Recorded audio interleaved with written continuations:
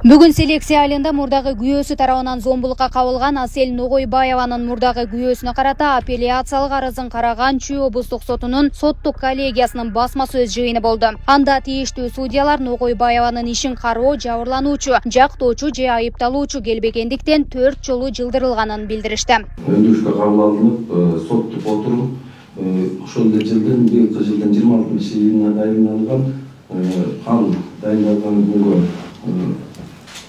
жабылган мүчө Ногойбаеванын келбегендигине байланыштуу айыпталуучунун жана мамлекеттик айыптоочунун өтүнүштөрү боюнча соттук отурум 20-июлга которулуп жылдырылган.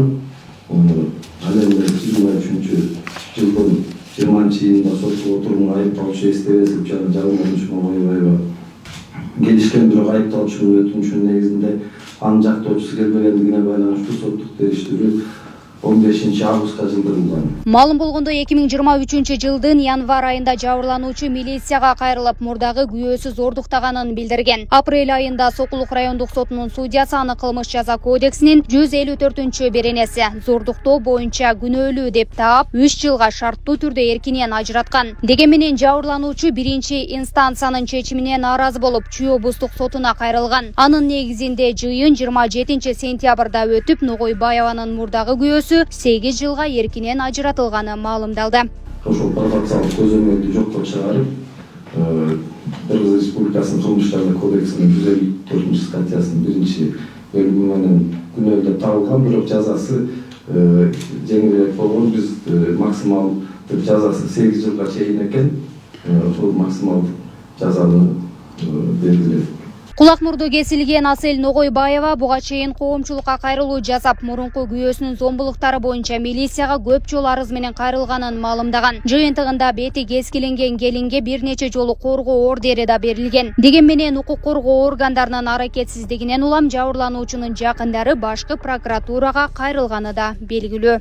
Бул закон мен жанымды бир күн да койгон жок.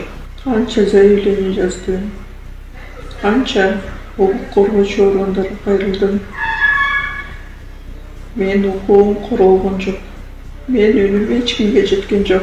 Мисалы, аял кайрылса милицияга, алар охранный грамота берет да, и ошол охранный ордер менен ал милиция предупреждение берип атат да, ошо сени сабасаң биз сени карап атабыз, биз муну коргоп атабыз деген. Уже ал мындай этият болуш керек да, аракет кылыш керек.